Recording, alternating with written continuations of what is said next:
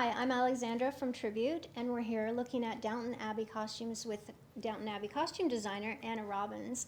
Hi. Anna, tell me about the costumes that we see behind us today. Well, we have a selection from the final ball scene for our ladies, and then we have a very dapper Branson who's just joined the party in his daywear. Now, what's the difference between the costumes in the movie versus the costumes from the 60s, and how did they change in that time period? They evolved, definitely. I've taken the costumes from 25 through to 27, so it's only a sort of number of years, but there's still little differences, little micro trends within each season that you can see the moves forward. And it's also about the characterisation and the journeys of the characters, so their costumes have changed to represent the different positions that they might be through marriage or through storyline. So there are differences from television to film for a number of reasons, not just style. I noticed that the men had a certain kind of a pant in the ballroom scene. Can you describe those for me? So they were in breeches. So they were in, okay. yeah, so a black wool breech to match their tailcoats. And that was a sort of a dress code for the royal visit. So we had our upstairs gentlemen in breeches, but we also had our liveried footmen, and then also Carson was in his breeches as well. So yeah, everybody was. Is that the first time that we've seen the upperclassmen in breeches throughout the show?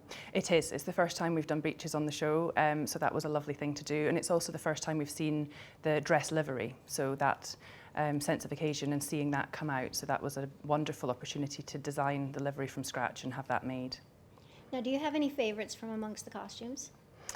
That's a really hard question. I mean, these are definitely some of my favourites. I think the ball gowns are always a dream to design.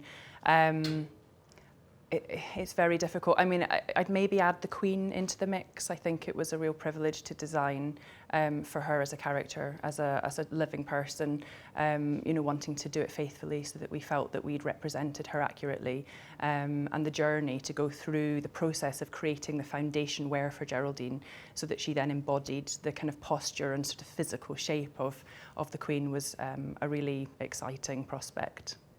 Now, in the movie, Edith has a problem with one of her dresses. It comes in, it's far too large. Would a costume be able to be, or a gown be able to be transferred in a night? With my workroom, yeah, I was quite careful with that to make sure that the dress that she ended up wearing could have been fashioned from the dress that we made. And luckily for us, the way that we scheduled the filming, we had the bigger dress filming first before we moved into the perfectly fitting dress. So I knew that it was something that was physically possible. I mean, it would have taken her all night and she would have had to have been very good, but there's nothing to say that she couldn't have reworked it. Now, this takes place in the 1920s. Do you have a favorite time period that you like to do period costumes for? I couldn't put it down to a particular year or possibly even a decade. I think I'm going to love the 20s for the rest of my life because of how immersed I've been in it through my years with Downton. But I'd say the first half of the 20th century for the social change that was taking place and the fact that there was still this beautiful craft behind the couture pieces. You know, as an era, I'm probably still drawn to that.